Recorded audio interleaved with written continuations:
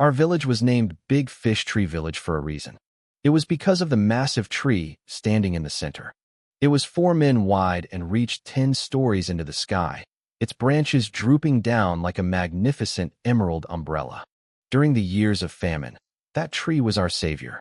We ate its fruit, its leaves, and even its bark to stay alive. It had saved every soul in this village.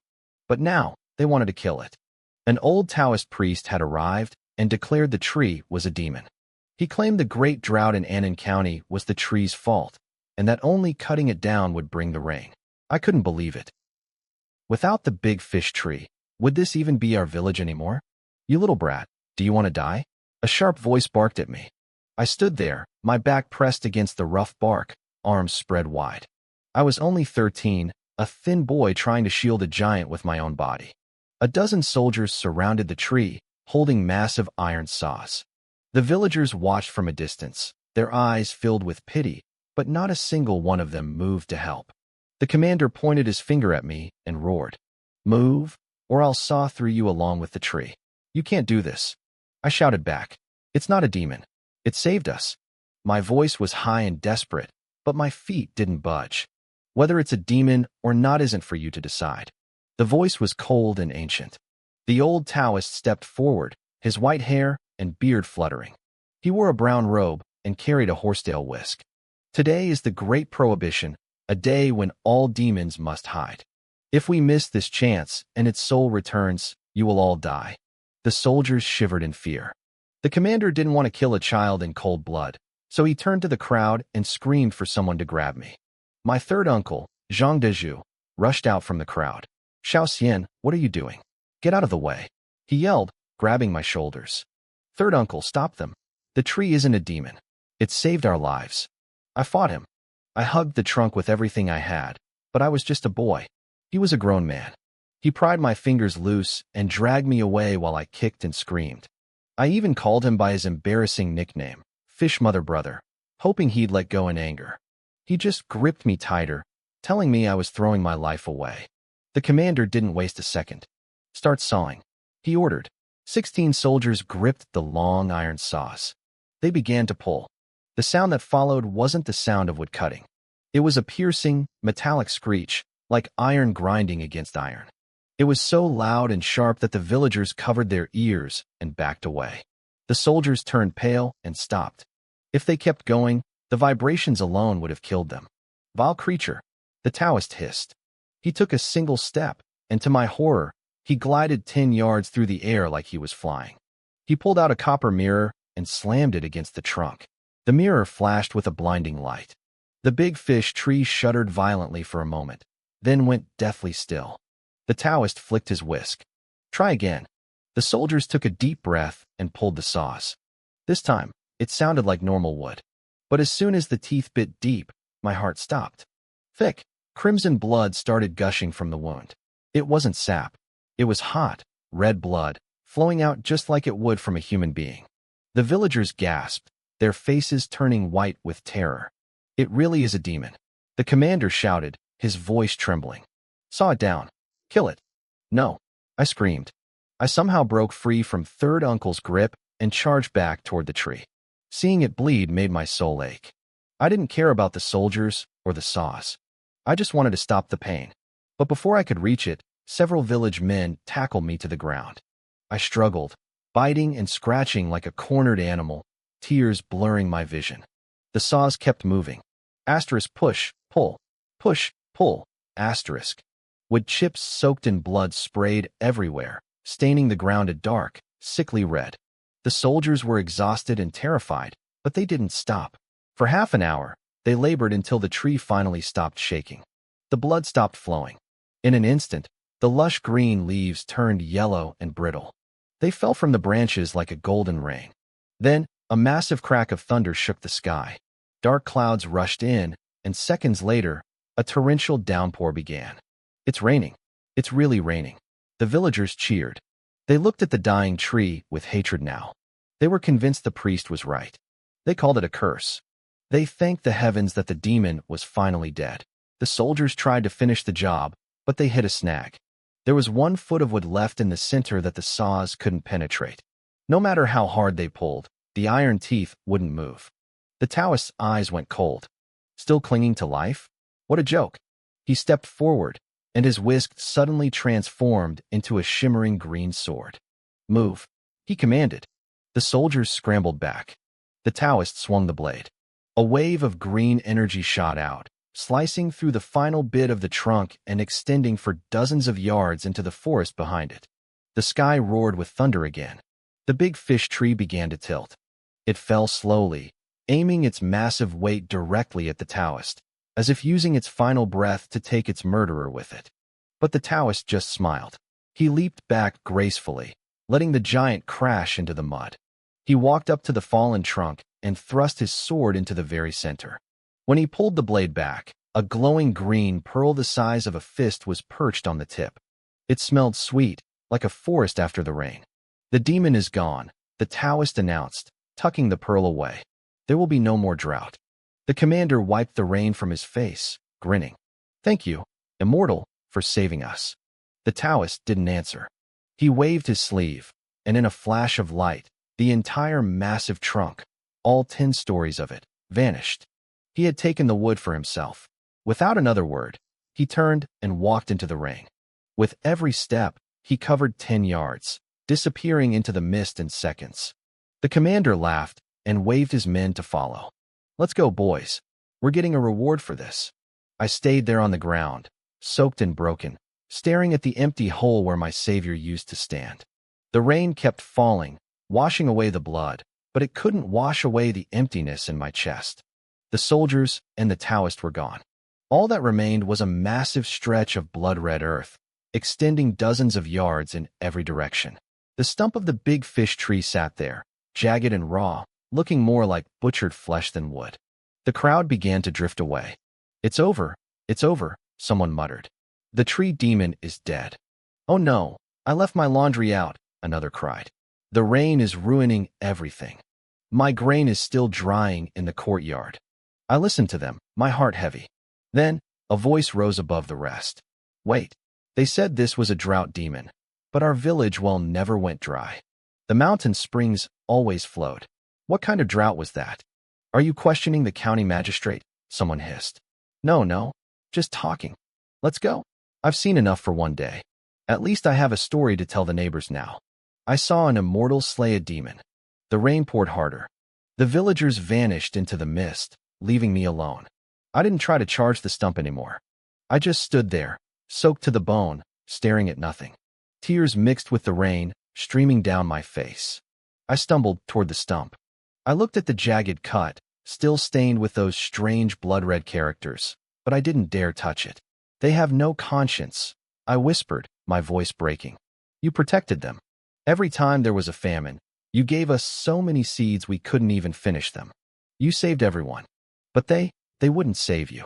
My sobs were swallowed by the roar of the storm. Darkness fell over the village, but no one came to look for me. I was an orphan. My father fell into a valley while gathering herbs when I was 7. My mother struggled to raise me for 3 years before she fell ill from exhaustion.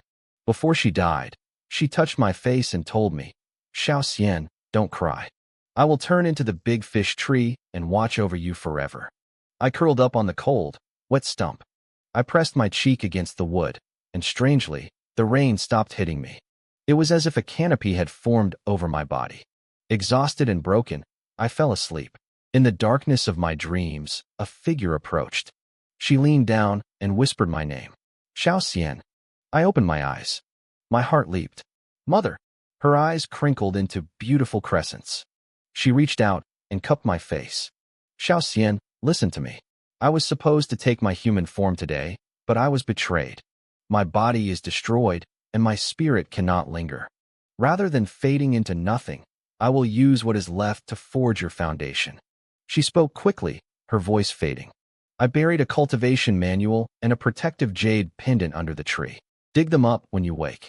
Practice well. Build your foundation quickly. She stroked my hair one last time. You're a man now. You have to be strong.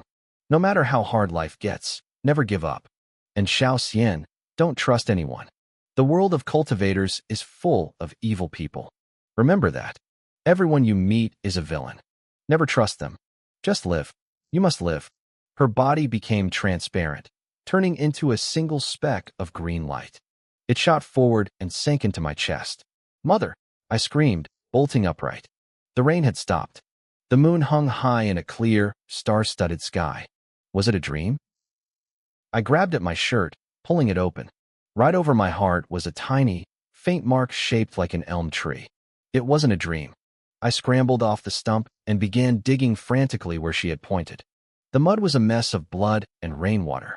About a foot down, my fingers hit something hard. I pulled out a jade scroll that glowed with a soft, internal light. The title read, Elmheart Foundation Refinement. I clutched it to my chest, my lips trembling. I wiped my eyes and knelt before the stump. I wanted to be strong, but the tears kept coming. I was only 13, after all. After a long time, I wiped my face dry and kowtowed 3 times to the remains of the tree. I didn't fully understand what foundation or cultivation meant, but I knew that woman, the one who looked exactly like my mother, had given me a gift beyond measure. She had remade me. You Xian, swear it. I whispered into the night. I will avenge you, mother. In that moment, I felt like I had aged a lifetime. I turned and ran toward my home. It was just a small thatched hut with a rickety fence. During the years my mother was sick, we had sold everything. Now, there was only a wooden bed, 2 stools, and a table. The villagers weren't truly evil. They had looked after me since I was 10, giving me a stray egg here or a bowl of rice there. When the roof leaked, the men would come to patch it. That was how I survived long enough to learn how to hunt and gather for myself. But today, the soldiers had come. To a villager, a soldier is more powerful than the heavens. They couldn't stop the harvest of the tree even if they wanted to. I didn't hate the villagers. I hated the soldiers. I hated the Taoist who had carved her open and stolen her heart. I sat on my bed and took a deep breath, opening the jade scroll. A pendant fell out, tied with a green silk thread. The word Yusheng, fish life, was carved into it. I hung it around my neck, tucking it against my skin. Then, I focused on the scroll. 3 words glowed. Qi Refinement Chapter. The world has spirit. All things can hide it. Moisten the meridians. Clear the organs. Drive out impurities. Forge the bones. I followed the instructions, crossing my legs and resting my hands on my knees. I relaxed my body, focusing my mind on a single point between my eyebrows. I tried to sense the world. A speck of white light appeared in my vision. Then another. Soon, the entire room was filled with a faint, white mist. Even with my eyes closed, I could see the spirit energy of the world. But seeing it wasn't enough. I had to pull it in. I had been living on my own for 5 years. I had cooked my own meals since I was 8, standing on a stool to reach the stove. I had faced wild beasts in the mountains. I knew how to stay calm. I didn't panic. I just kept reciting the mantra. The white lights grew more numerous. They began to dance and swirl around me, drawn by my focus. Finally, a few specks drifted closer, hovering near my forehead as if curious. Come, I thought. The specks surged forward, sinking into my brow. The rest followed like a flood, swarming into my body. A cool, refreshing sensation washed over me, flowing through every limb. It was my first time drawing qi into my body, the washing of the mortal coil. Within minutes, I felt a change I couldn't put into words. My body felt like it was swelling from the inside. The Qi Refinement chapter in the Yusheng Scroll was very clear about this part. Drawing qi into the body cleanses the mortal frame, but you cannot be greedy. If you take in too much, your meridians will stretch and snap. Even a tiny crack is a devastating injury that can never be fully healed. My mother must have been worried I'd be too ambitious, so she had written those warnings in bold, heavy strokes. But she didn't need to worry. I had lived on my own long enough to know that greed only leads to ruin. Taking a little extra energy wasn't worth the risk of destroying my future. I exhaled and opened my eyes. The white light faded. The small shack was still just a shack, but the air felt noticeably fresher. I hopped off the bed and felt a strange lightness in my limbs. My strength had surged. Then, I noticed a layer of thin, gray sludge covering my skin. I touched it. It was sticky and smelled terrible. I couldn't help but smile. My mother's notes said the human body is full of impurities that clog the spirit root, and block the meridians. You have to wash them away with chi until your body is transparent. Only then can you actually retain the energy and perform miracles like magic. I ran out to the yard and hauled up a bucket of water from the well. It felt effortless. I used to need 2 hands to lift a full bucket, but now I could do it with 1. My gaze hardened. I was going to get stronger. I was going to be more powerful than that old Taoist who ruined my life. By the time I finished washing, the sun was rising. It was a new day and a new life for me. The great elm tree was gone, but the village remained the same. I, however, was changing rapidly. With my new strength, survival became easy. I climbed mountains to gather herbs, trapped wild beasts, and picked mushrooms and fruit. I even cleared the half-acre of mountain land my parents left behind. Without an ox, I used my own strength to plow the soil and plant grain.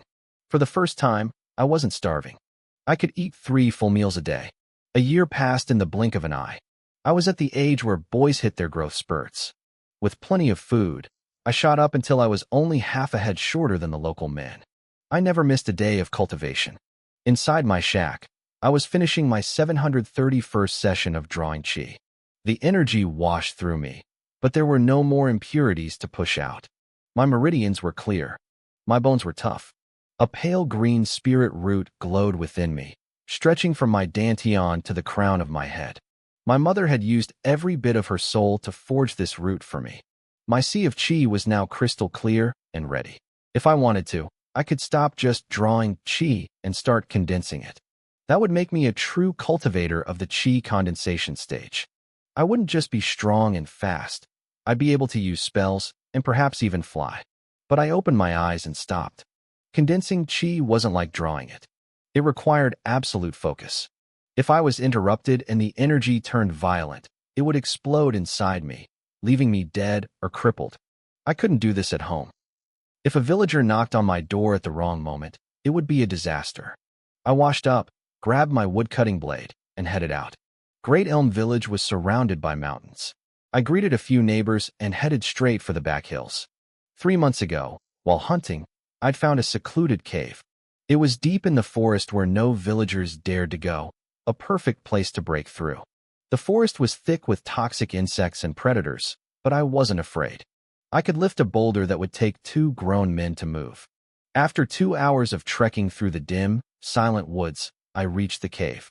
I gripped my blade tight. I hadn't been here in months, and I didn't know if a beast had moved in. I sniffed the air. No musk of a tiger or wolf. It seemed empty. I stepped inside, noting how dry and clean it was. Suddenly, I froze. In a forest this wild, a clean, hidden cave shouldn't be empty. If animals weren't living here, it meant someone else was. This place had an owner. I turned to leave, but my ears, sharpened by a year of cultivation, caught a sound. Faint footsteps were approaching the entrance. I cursed my luck. The owner was back. I knew it wasn't a local hunter. They never ventured this far. Whoever lived here wasn't ordinary.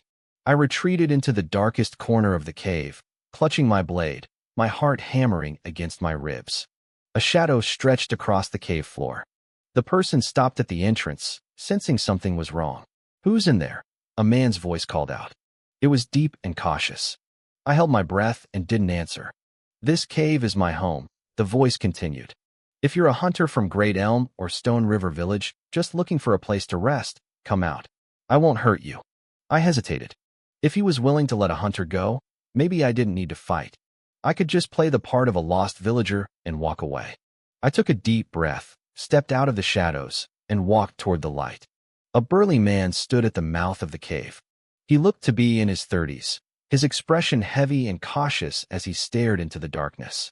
"I'm sorry, uncle," I said, stepping into the light with an apologetic smile. "I'm just a hunter from Big Fish Village." I didn't mean to. The words died in my throat. My pupils shrunk to pinpoints. The man's face twisted into a snarl.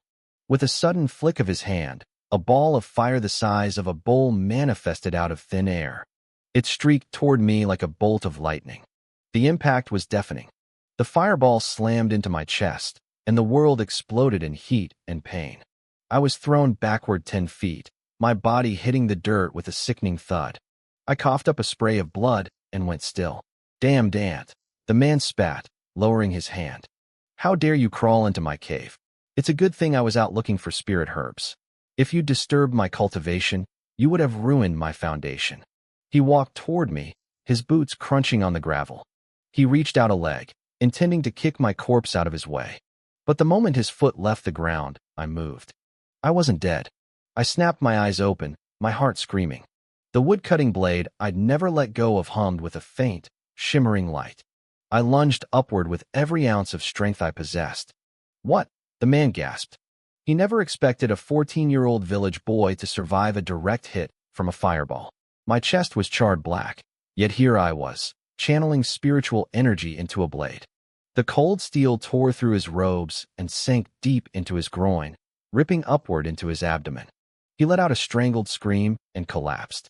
I didn't stop. Like a predatory leopard, I pounced on top of him. Blood leaked from my mouth, staining his clothes, but my grip was iron. I pulled the blade out, bits of his organs clinging to the edge, and raised it high. Wait. No. Fellow Taoist, stop, he begged, his eyes wide with terror. I drove the blade down. It pierced his chest, the hilt thudding against his ribs. Hot blood sprayed across my face. He gasped, his mouth opening and closing like a fish out of water, before his eyes rolled back, and he went limp. I rolled off him, coughing violently. More blood pooled in the dirt. My vision blurred. Yu Xian, never trust anyone, my mother's voice whispered in my mind. In the world of cultivation, everyone is a villain. Remember that. You have to survive.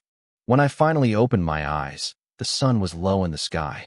The jade pendant hanging from my neck was glowing with a soft, pulsing light. The skin on my chest was still a charred, ugly mess, but I was alive. The man's body beside me was cold and stiff. No wild beasts had come to scavenge. He must have cleared them all out before I arrived. You were right, mother, I whispered, staring at the corpse. I had done nothing to this man. I had apologized. Yet he tried to crush me like a bug simply because I existed. If not for the jade pendant protecting my heart, I'd be the one rotting in the dirt right now. Only a cultivator could stand against a cultivator. I won because of luck. Luck that my mother left me a treasure. Luck that he underestimated me. Luck that I had spent a year tempering my body until I was strong enough to pierce his spiritual protection. My hands began to shake. I had killed a man. Even though I'd acted with the ruthlessness of a hunter, the reality was finally sinking in. This was the world of cultivation. It was kill or be killed. I forced myself to stay calm and began to search his body.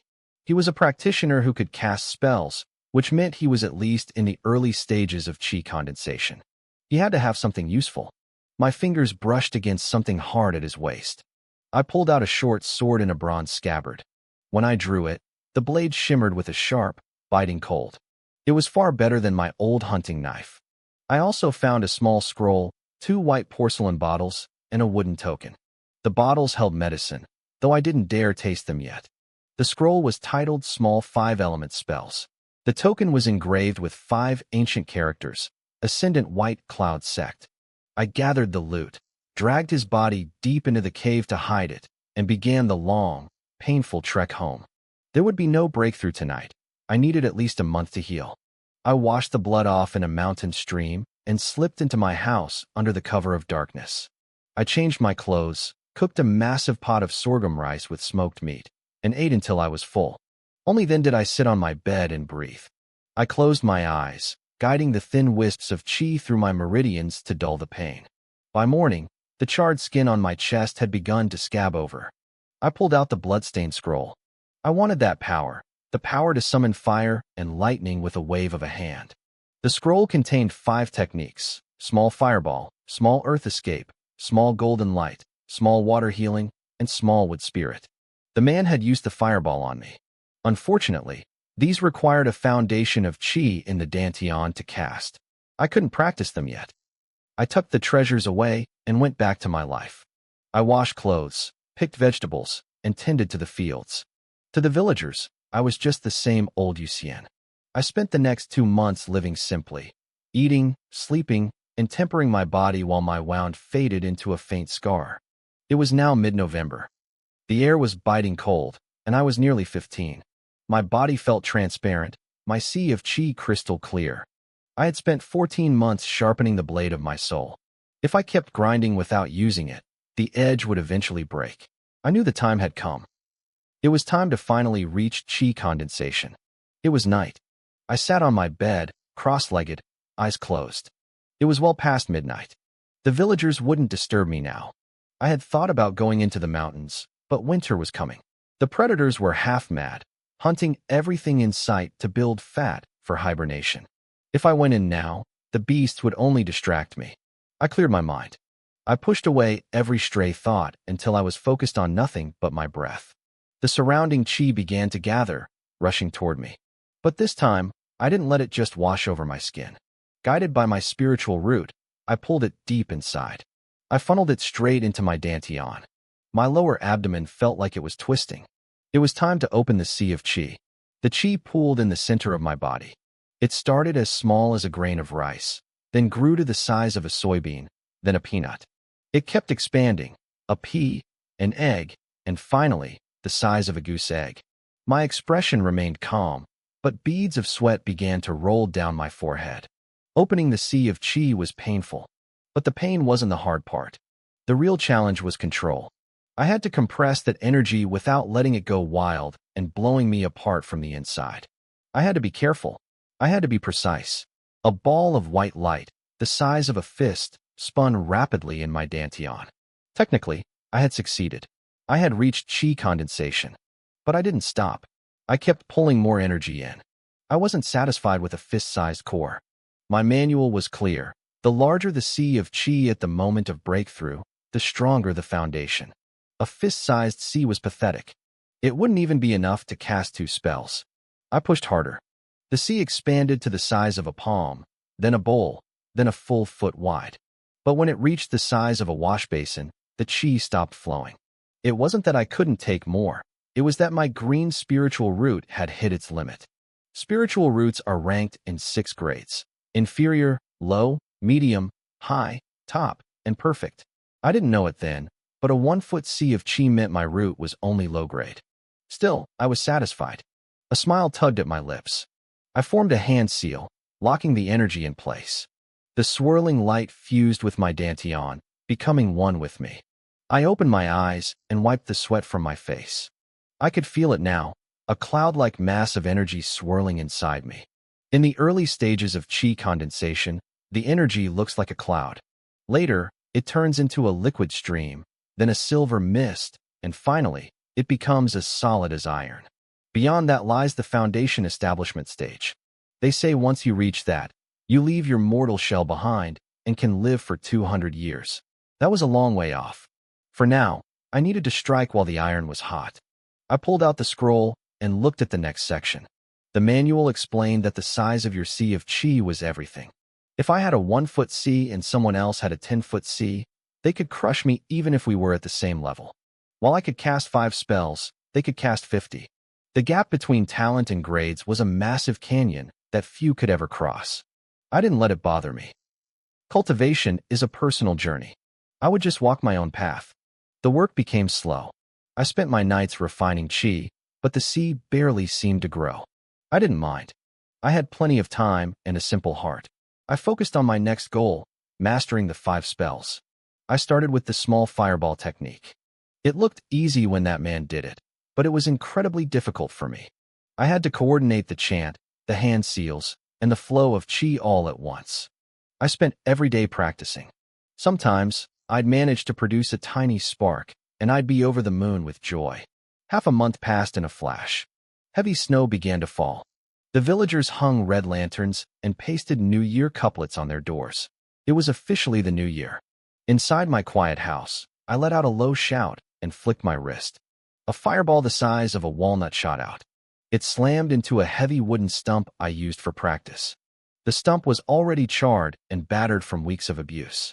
I didn't stop. I formed the seal again. 1 breath later, another fireball streaked through the air. Then a third. 3 in a row. I stood there, pale and breathless, but then I threw my head back and laughed. I was proud.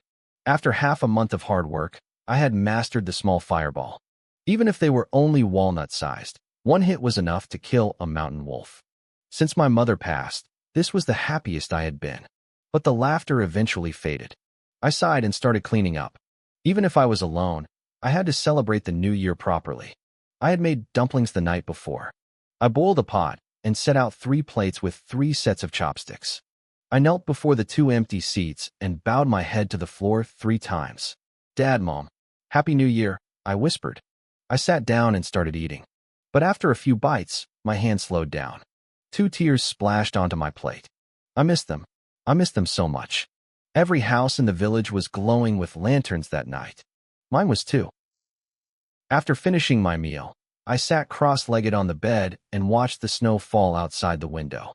I didn't practice my spells or refine my chi.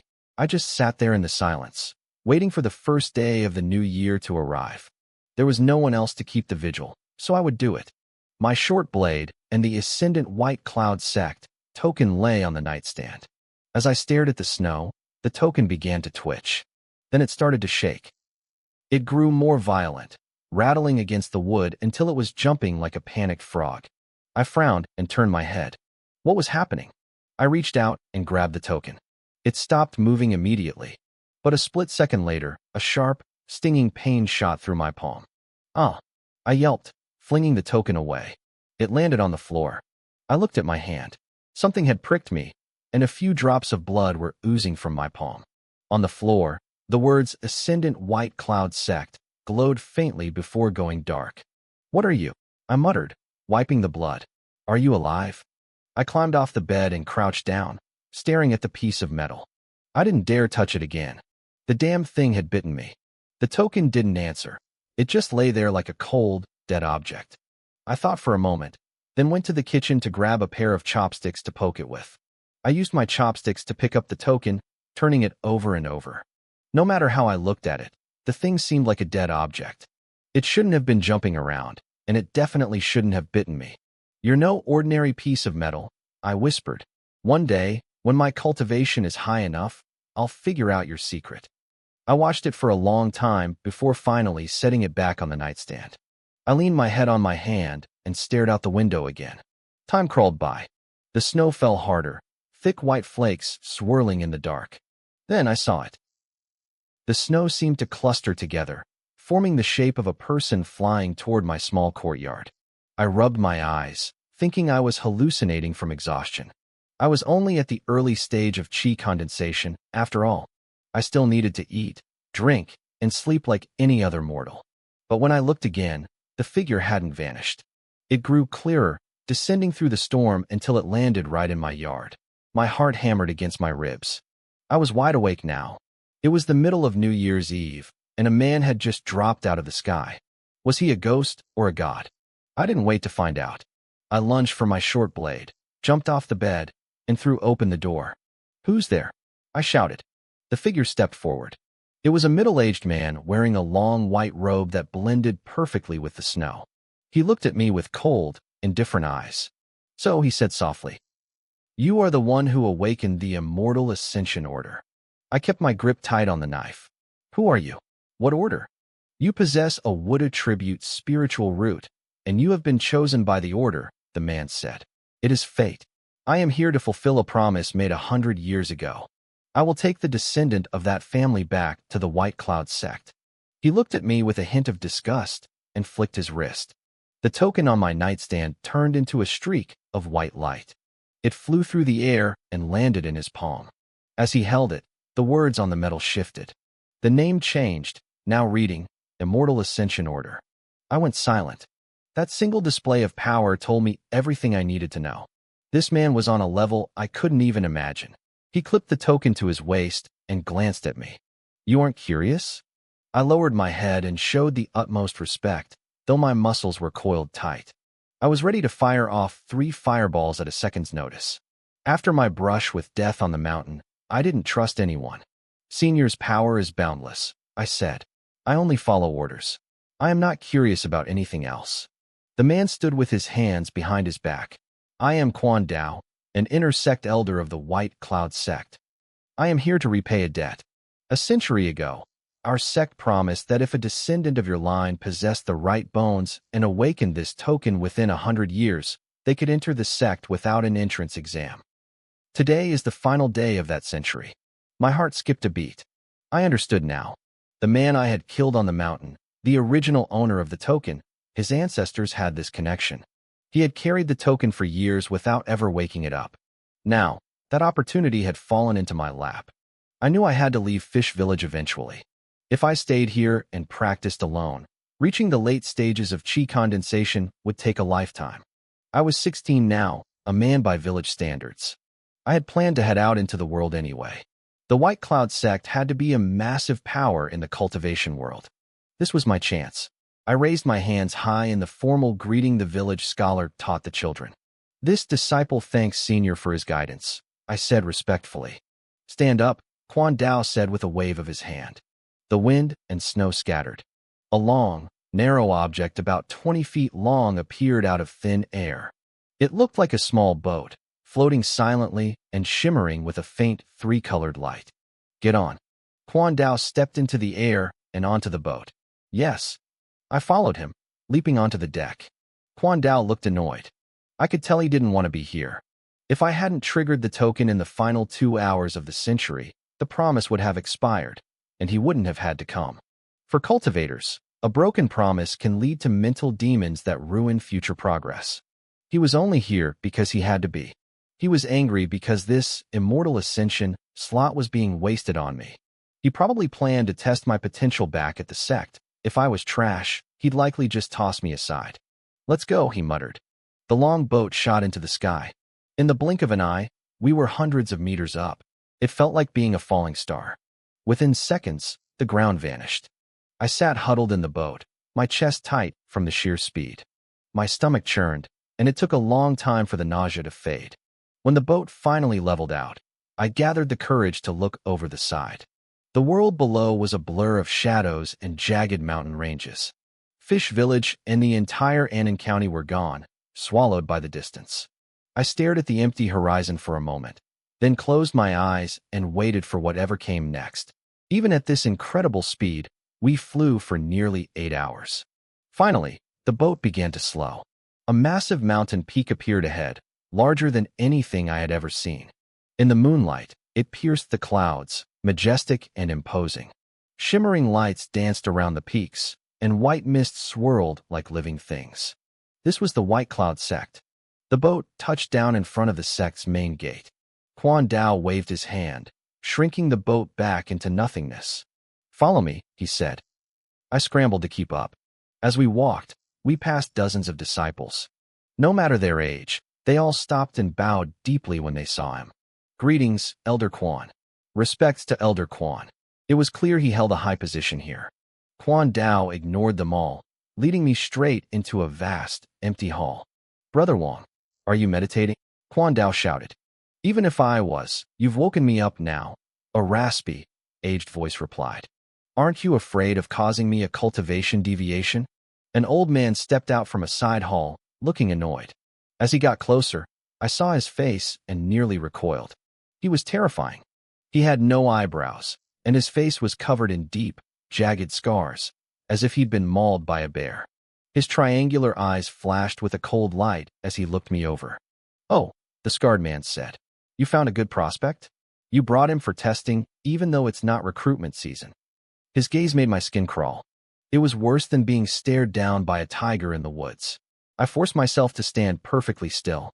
He should be decent, Quan Dao said with a faint smile, his eyes turning serious. He managed to awaken the immortal ascension order. His roots shouldn't be bad. In the world of cultivation, things like willpower, wit, and perception are important. But the most important thing, the thing that decides everything, is your root bone. Without a good root, the road is jagged and short. But with a great root, even a fool can reach the heavens. I held my breath as the scarred man approached. My entire future was about to be decided. Maybe there are cases where the system fails. Maybe a powerful cultivator starts with poor roots, but reaches the peak through sheer talent in other areas. But those people are the exceptions. In the world of cultivation, your root bone filters everything. Kid, the scarred man said, looking at me with a terrifying smile. If Elder Quan brought you here himself, you must be a piece of unpolished jade. He waved his hand, and a 5-colored stone suddenly appeared in front of me. Place your palm on the stone. I didn't hesitate.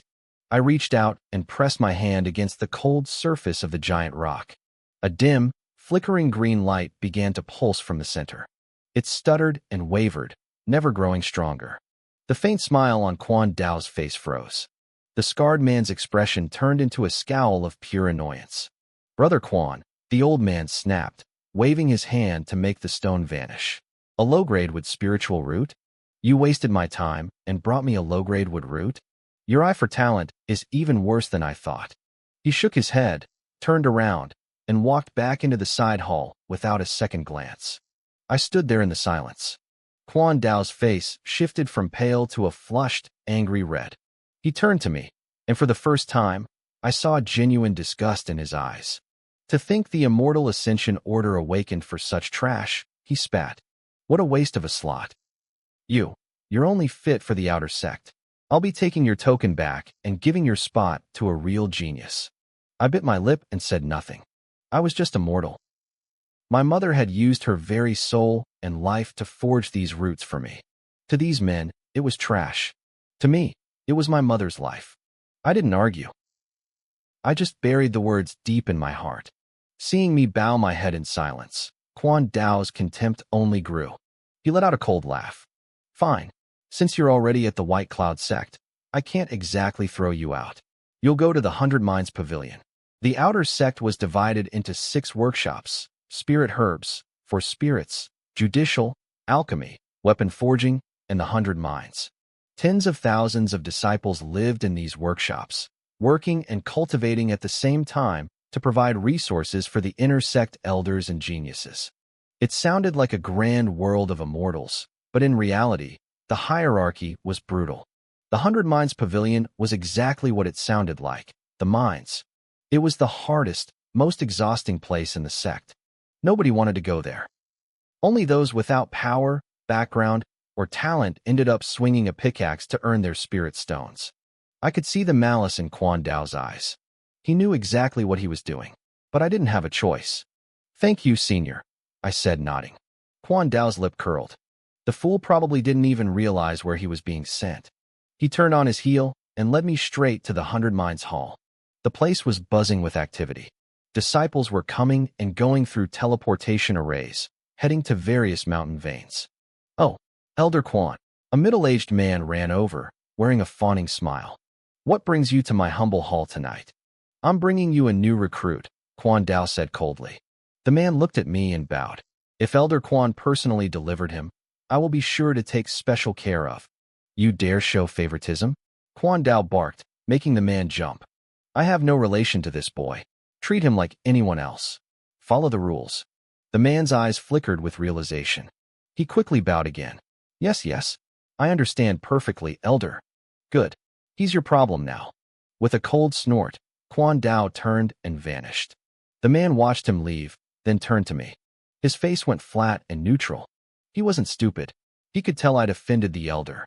Being sent here wasn't a favor, it was a punishment. "What's your name?" he asked.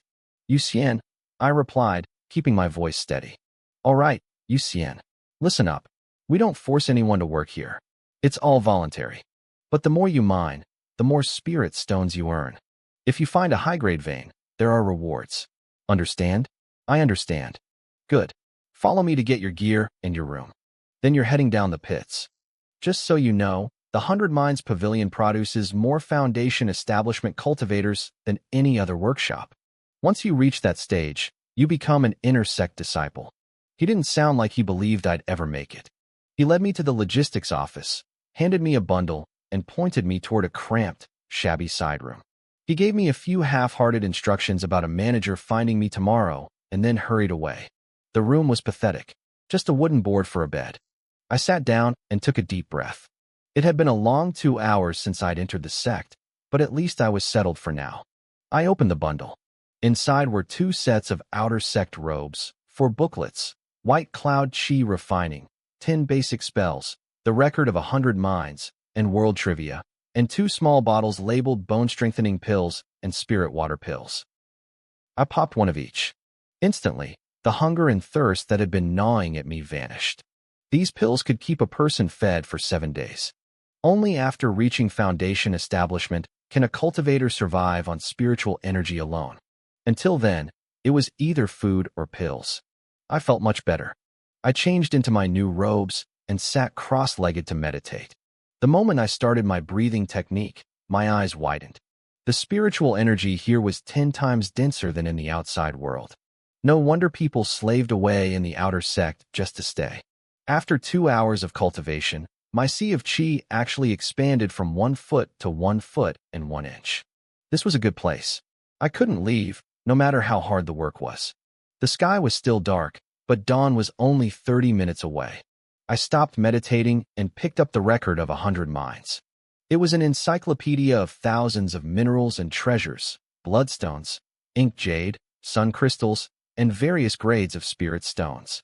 I knew I'd be in the pits soon. I needed to know what was valuable and what was junk. I read fast. By the time the first light hit the window, I had already memorized over 2,000 types of minerals. Suddenly, a loud knock thudded against my door. I didn't even get a chance to finish reading. The door to my room slammed open with a sudden bang. I jumped, my heart hammering against my ribs. I looked up in a panic. I hadn't heard a single footstep approaching. Whoever this was, their cultivation level was far beyond mine. A man stood in the doorway, his eyes cold and indifferent as he looked me over. "You're the new disciple?" he asked. His voice was flat, devoid of any emotion. I stood up quickly and bowed. "My name is Yuxian," I said. "Greetings, manager." He gave me a brief, dismissive glance. "Follow me," he commanded. I didn't waste a second. I grabbed my things, tucked them away, and hurried after him. We headed back toward the main hall. He led me past a dozen flickering teleportation arrays, stopping only when we reached the very last one. He stepped inside without a word. I followed, and the world began to spin. The light blinded me, and a wave of nausea hit so hard I had to squeeze my eyes shut. When I opened them, the air was thick with howling wind and stinging sand. We were standing in a vast, desolate wasteland of gravel and jagged mountains. Even though the sun was just beginning to peek over the horizon, the heat was already suffocating. It rolled over the landscape in waves. "Junior brother Zhao, we've got a newcomer," the man shouted. A row of stone houses stood nearby. 4 men emerged at the call. One of them let out a loud, mocking laugh. Well, senior brother Huang, what brings you to this neck of the woods?" he asked. "It's not time for the 3-year recruitment yet. Where did this kid come from?" "Who knows?" Huang replied. He glanced at me, then looked back at Zhao with a sharp, pointed gaze. "Listen carefully. The hall master has given orders. You are to take good care of him." Zhao froze for a split second. He looked me up and down, a nasty, knowing smirk spreading across his face. "I understand, senior brother. Don't you worry. We'll handle it." Huang nodded, waved a hand to shield his face from the swirling sand, and stepped back into the teleportation array. We all bowed low as he vanished in a flash of light. As soon as he was gone, Zhao turned to me. His friendly mask dropped instantly. "Name?" "Yuxian," I replied, bowing again. "Disciple Yuxian greets the manager." "Yuxian, huh?" Zhao nodded, his expression turning cold. "Fine. From now on, you're assigned to mine number 18. Whether you actually dig or not is up to you. But you must hand over 1 piece of scorching sun crystal every month. If you fail, you're out of the White Cloud sect." He paused, a cruel glint in his eye. "Of course, if you find extra, 1 crystal can be exchanged for 10 low-grade spirit stones." The other 3 men behind him exchanged looks. Their faces went pale. Mine number 18? That was a dead mine. It was common knowledge. They looked at me like I was already a dead man walking. To them, I was as good as expelled. Joining a sect like this was a massive opportunity. Being a rogue cultivator was a life of misery and struggle. I saw their reactions. I saw Zhao's smug grin. I knew exactly what this meant. That mine was a bottomless pit of nothingness. But I had no leverage. I had no choice. "I understand," I said, nodding slowly. "Old Third, take him to his quarters," Zhao barked. "Then get back here so we can finish drinking." He turned his back on me and led the others away, laughing. The man left behind, Old Third, let out a sharp, mocking snort. "Tough luck, kid," he muttered. "Follow me." There were dozens of houses lined up in the sand. He led me to the very last one at the edge of the settlement. He tossed a heavy iron key at my chest. Get inside, he said. Everything you need is in there. Map, mining pick. Take them and get to the pit. I don't care how you do it, but 1 crystal a month. No crystal, you're gone. I caught the key and watched him walk away. When I opened the door, a cloud of dust hit me. The place was filthy, clearly abandoned for a long time. I ignored the mess and went straight for the tools on the table. The mining pick was still surprisingly sharp. I unfolded the map. The scorching sun mountain range stretched for 500 miles, dotted with 83 different mine shafts. Mine number 18 was the closest one to the living quarters. In the world of mining, closest meant it was the first to be opened. It meant it had been picked clean decades ago. It was a hollow shell. I was being set up to fail, but I didn't let it break me. I had fought too hard to get into a sect. Even if it was the worst mine in the world, I would make it work. I took a deep breath, grabbed the pick, and headed out. There was no time to waste. I needed to see what I was dealing with. Mine 18 was carved into the very first mountain I reached. The entrance was massive, nearly 30 feet high and 50 feet wide. It looked like a giant, dark throat waiting to swallow me whole. It was terrifyingly deep. I slung the pick over my shoulder and kept my other hand ready to form a spell sign. If anything jumped out of the shadows, I was ready to fire 3 fireballs instantly. The further I walked, the darker it got. The mountain had been hollowed out completely. After walking about 50 yards, I stopped. I picked a spot on the wall and started to dig. The rumors were true. It was a dead mine. I dug for 3 hours straight. I carved out a hole 10 feet deep and 20 feet wide. I found nothing. Not a spark of crystal, not even a shard of trash. I was drenched in sweat, my muscles screaming in protest. I stopped to catch my breath, leaning against the cold stone. As I stood there in the silence, I felt a strange warmth on my chest. It was faint, so subtle I almost missed it. I frowned and pulled at my collar. In the gloom of the cave, the jade pendant hanging around my neck was glowing. It was a soft, pulsing light, radiating a gentle heat. This was the pendant my mother had left me. The only other time it had reacted was to save my life by blocking a fireball. I had always thought it was just a low-level defensive tool, something more sentimental than useful. So why was it glowing now? Was it a sign? A guide from my mother? I looked at the rock wall, then took a few steps back. The glow dimmed. The heat faded. My heart skipped a beat. I stepped forward again, pressing myself right against the jagged stone. The pendant flared to life, brighter and hotter than before. My blood began to pump. I didn't say a word. I tucked the pendant back under my shirt, grabbed my pick, and started digging like a madman. 1 foot, 5 feet, 10 feet. The pendant grew hotter and hotter against my skin. Finally, my pick struck something hard. I pried a heavy rock loose, and suddenly, a brilliant light flooded the tunnel. Embedded in the gray stone was a gem the size of a walnut. It pulsed with a vibrant, orange-red light, radiating a distinct heat. I recognized it instantly from the books. A scorching sun crystal. It was a condensation of pure solar essence and spiritual energy. I stared at it, my breath coming in ragged gasps. I reached up and gripped the jade pendant tightly. What kind of treasure had my mother actually left me? I carefully pried the crystal out and wrapped it in a piece of cloth to hide the glow. I took a long, shaky breath and started walking along the cave wall, using the pendant like a compass.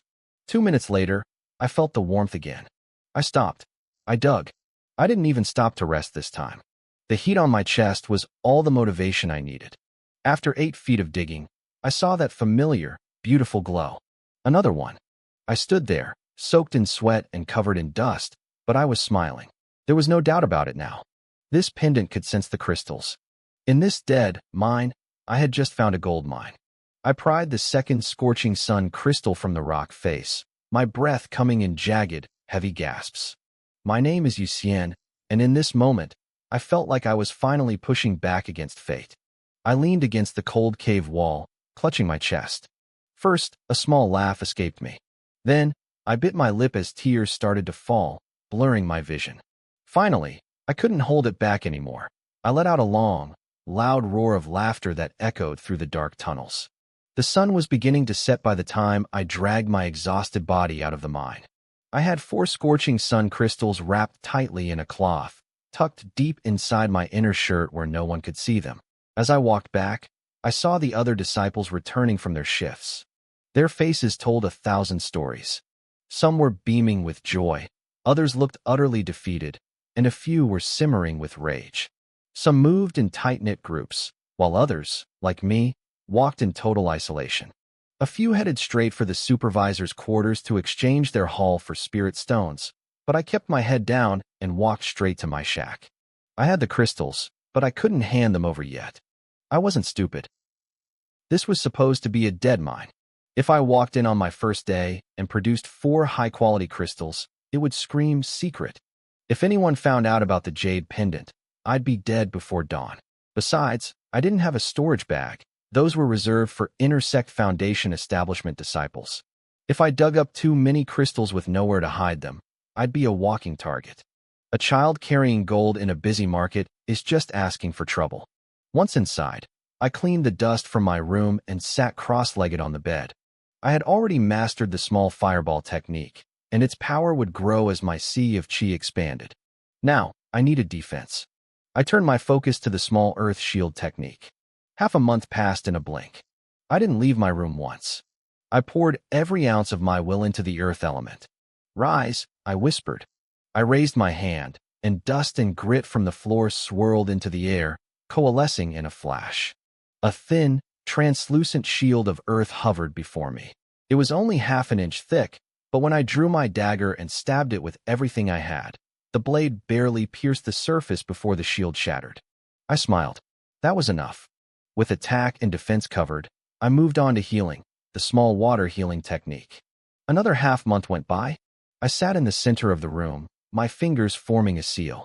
A gentle ripple of water began to flow over my skin, cool and refreshing. Since I had no injuries, the water circled me once and vanished into mist. I had mastered it. "Yu Xian." A cold, harsh voice barked from outside. I knew that voice. It was Old San. I climbed off the bed and opened the door. Old San stood there, his face like a mask of ice. "1 month is up. Where are your crystals? If you can't produce." He stopped mid-sentence. I was already holding out a single scorching sun crystal in my palm. "Disciple has luckily fulfilled the mission," I said, keeping my head low and my voice respectful. "I managed to find one." Oldson stared at the crystal, then at me, then back at the crystal. His eyes narrowed with suspicion. "You found this and that. In mine number 18? I nodded, looking as relieved as possible. "I spent the whole month digging like a dog just to find this one. Elder, if I may say, that mine feels completely dried out. Whether it's dry or not isn't for you to decide," he snapped, snatching the crystal from my hand. "Keep digging. Next month, we expect another. Do well for 3 years, and we might consider moving you somewhere else." He turned and left without another word. I watched his back until he disappeared, then calmly shut my door. With the pendant, I never had to worry about meeting the quota. But I couldn't stay here forever. This pendant was a god-tier tool. Using it just to survive was pathetic. But I had to be careful. If the supervisors, those chi condensation mid-stage elders, suspected I had a trick for finding, or they'd peel the secret out of me skin by skin. I spent the next 2 weeks mastering the small wind blade. It was about time I added more lethality to my arsenal. When the blade of wind finally sliced a thick wooden plank in two with a flick of my finger, I knew I was ready. I stepped out of my room and headed toward the supervisor's compound. I had learned their names by now. The head supervisor was Zhao Mulan. Under him were Sun Bingcheng, Lu Shui, and the man I knew as Old San, Zhang Laosan. These 4 didn't dig. They just collected the loot and handed out rewards. Their house was massive and luxurious compared to our shacks. I knocked on the heavy door. "Disciple Yu Xian seeks an audience with Supervisor Zhao." "Yu Xian? What is it?" Zhao Mulan's voice drifted out. "I found another scorching sun crystal. I wish to exchange it for spirit stones." The door swung open. Zhao Mulan was sitting cross-legged in the center of the room. He looked at me with a mix of surprise and doubt. "Another one? From mine 18. "Yes. My luck seems to be holding up," I said with a bashful, shy smile. I pulled the crystal from my shirt and handed it over. Zhao Mulan squinted. He flicked his wrist, and the crystal flew into his palm. Finding 2 crystals in a dead mine in 6 weeks was strange, but not impossible. He had planned to kick me out of the sect to please a certain senior brother Huang. But if I was actually producing results, things were different. Your luck is indeed good, Zhao Mulan said, his face unreadable as the crystal vanished into his sleeve. But if you trade this for spirit stones now, and you find nothing in the next 2 weeks, do you know what will happen? Why not just count this as next month's quota? I stood my ground, keeping my voice polite but firm. I believe in my luck, supervisor. If I work hard, I can find another. Right now, I desperately need spirit stones for my cultivation. Please, let me exchange it. Zhao Mulan's expression hardened. A flash of coldness crossed his eyes. Fine. I'll see how long your luck lasts. He waved his hand, and 10 low-grade spirit stones thudded onto the floor. My heart skipped a beat. This was the first time I had ever seen spirit stones. They glowed with a silvery white light, each the size of a fist, packed with dense, pure spiritual energy. I didn't let my excitement show. I knelt, picked them up one by one, wrapped them in a cloth, and bowed. Disciple thanks the supervisor. I turned and walked out. Behind me, I heard Zhao Mulan mutter a single word, ungrateful. The door slammed shut with a bang. I walked back to my shack, feeling the weight of the 10 stones in my hand and the envious stares of the other disciples on my back. I didn't care. I had the stones. Now, I had the means to truly grow. I pulled another piece of sunfire crystal from my bag. As I expected, Supervisor Zhao Mulan didn't suspect a thing. But I knew I couldn't keep this up forever. If I produced another one by the end of the month, people would start asking questions. This was supposed to be a depleted mine, a place stripped of all resources. Now that I had 10 spirit stones, I had options. I peeked through the crack in my door, eyeing the distant teleportation array. My gaze was sharp. The sect didn't stop disciples from using the array to return to the main mountain, but it cost 2 low-grade spirit stones for a one-way trip. A round trip would eat up 4 stones. Unless it was a life or death matter, no disciple would ever waste their precious cultivation resources like that. But I wasn't like them. I knew the sunfire crystals would fetch a much higher price at the sect's refinement hall than they would in Zhao Mulan's pocket. Plus, nobody there would know my true identity. I sat cross-legged on my bed and took out 2 spirit stones, holding one in each palm. I closed my eyes. Even though they were only low-grade, the spiritual energy was incredibly pure for someone at my level. My sea of chi churned and expanded, the white mist growing thicker and heavier as it began the slow process of liquefying. By the time the stones crumbled into useless gray rocks, their energy completely drained, I felt stronger. I grabbed my mining pick and slipped out into the night. I headed straight back into mine number 18. 3 hours later, just as the sky began to gray, I emerged. My eyes glowed with a hidden excitement. I didn't even go back to my shack. I walked straight to the teleportation array, dropped 2 spirit stones into the slot, and felt the world blur. I reappeared in the great hall of the Ascendant White Cloud sect. It was late, but the place wasn't empty. Disciples were still coming and going. It seemed I wasn't the only one who preferred to trade my finds away from the watchful eyes of local supervisors. I headed for the refinement hall on the west side of the peak. I'd spent the last month studying the record of 100 minerals and world miscellany, so I knew exactly where I was going. The air grew hot as I approached the hall, fueled by the mountain's natural geothermal veins. I walked into the exchange side hall and approached a middle-aged man behind a counter. He had just finished a trade with another disciple, handing over 18 spirit stones for some gold marrow ore. He looked up at me, his eyes scanning my uniform. "What are you selling?" he asked flatly. "How much for sunfire crystals?" I asked, keeping my voice steady. The man's eyes flickered with a hint of greed. He saw I was young. 12 low-grade spirit stones for one, he said. I knew he was lowballing me, but it was still far better than the pittance Zhao Mulan offered. I nodded and reached into my robe. I pulled out a bundle and unwrapped it. 12 sunfire crystals sat on the counter, glowing like miniature suns. The man's breath hitched. He picked one up, inspecting it closely. "Good. These are top quality." He swept them into his sleeve and smiled at me. "Give me your storage bag. I'll transfer 144 spirit stones to you." "I don't have a storage bag," I replied. He frowned. "Then how are you going to carry them?" "In a sack." "I don't want the stones," I said, looking him in the eye. "I want to exchange them for a talisman treasure." The most powerful one you have for this price. Talisman treasures weren't like standard magical tools. They were single-use items containing a sealed spell from a powerful master. The man disappeared into the back and returned with a crimson paper slip. This is a fire dragon spell from a Foundation establishment master, he said. It usually goes for 160, but I like you. 144, and it's yours. Come back to me next time you have more crystals. I took the talisman. It felt warm in my hand, a trump card. How much for a storage bag? I asked before leaving. Those are rare, he laughed. 1,000 spirit stones.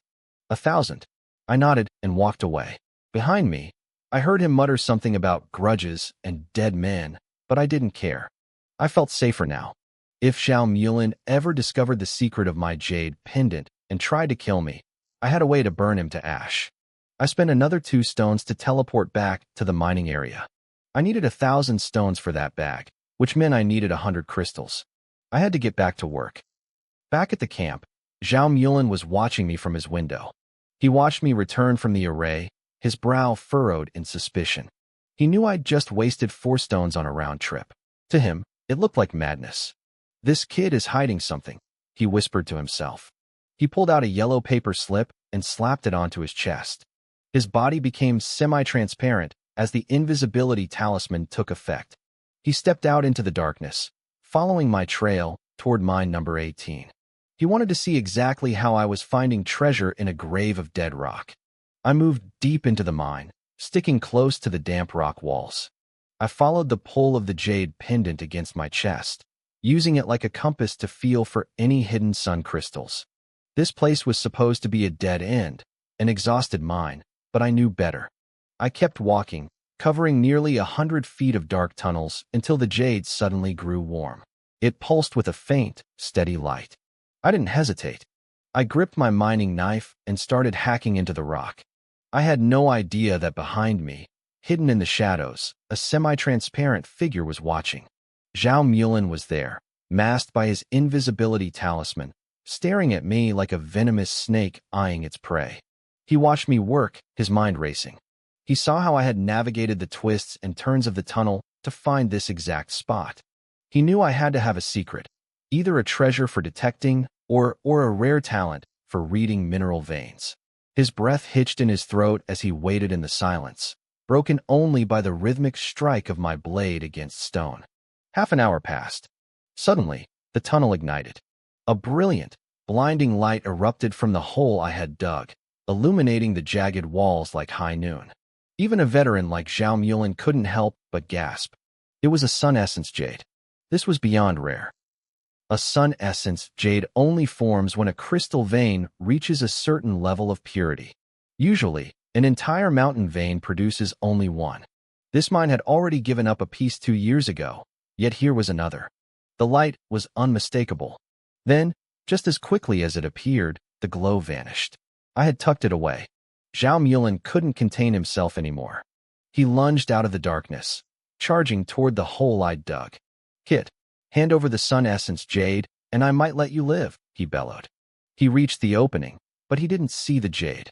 He saw my eyes, cold, sharp, and full of killing intent. He saw my hand snap forward. His pupils shrank to pinpricks. A 10-foot-long fire dragon roared into existence, bursting from the crimson talisman in my hand. It lunged straight for his face. "No!" Zhao Mulin screamed. He was at the late stage of chi condensation, and he threw everything he had into his defense. Several protective magical treasures flared up around him instantly. If he had been prepared, he might have had a chance to survive. But I was too fast. I didn't talk. I didn't negotiate. I didn't give him a single second to breathe. The fire dragon swallowed him whole. His defensive shields shattered like glass, their lights snuffed out in an instant. His screams echoed through the tunnels, raw and agonizing. 3 seconds later, the screaming stopped. The fire died down. All that remained was a charred, unrecognizable corpse. I moved quickly. I gathered the 3 treasures scattered on the ground and grabbed the scorched body, dragging it deep into the furthest reaches of the mine. I ran for 2 hours until I reached the very end of the tunnels. Only then did I stop to catch my breath. Zhao Mulin's body was a mess. I searched him with a numb expression and found a storage bag. The invisibility talisman he'd used was already ash. "You brought this on yourself?" I whispered. I began the cleanup. First, I used the small wind blade technique, firing over a dozen blades until the body was in pieces. I took a moment to recover my energy with a spirit stone, then I started with the small fireball technique. 1, 2, 3. I didn't stop until I had used 87 fireballs and nearly all my stones. I burned every piece of him until nothing was left but fine gray ash and bone fragments. By the time I emerged from the mine, the sun was up. Other disciples were heading in to start their day, but I acted like nothing had happened. I walked to the river, washed the grime from my face, and let the current carry the ashes away. Back in my small shack, I finally let out a long, heavy breath. My shirt was soaked with sweat. Fear and relief hit me all at once. If I hadn't bought that fire dragon talisman, I'd be dead. If I had hesitated for even a second, he would have killed me. Decisiveness was the only reason I was still breathing. At 15, my gaze was becoming colder, harder. I calmed my heart and pulled out Zhao Mulin's storage bag. In the sect, inner disciples got these for free, but for an outer disciple, they were incredibly rare. They were made of special materials that most weapons couldn't scratch. I poured my chi into it, closed my eyes, and looked inside. My eyes snapped open, shimmering with excitement. Inside were over 300 low-grade spirit stones and 84 sun crystals. He had clearly been skimming from the other disciples' monthly quotas. It was a fortune, but I forced myself to stay calm. Zhao Mulin's death wouldn't be a huge deal to the sect, but in this mining camp, it was a crisis. He was the manager, and he had disappeared with a month's worth of crystals. They would investigate. I knew I couldn't show these crystals or the bag to anyone for a long time. Besides the stones and crystals, there were bottles of pills, jade slips, and 2 high-level talismans. I also found a grade 2 magical treasure, a gleaming silver sword that put my old knife to shame. The talismans were even better, a golden light slash and a demon warding shield, both containing the power of a Foundation establishment master. Looking at them, I felt a fresh chill. If I had given Zhao Mulin time to react, he would have used these on me. I had survived by the thinnest of margins.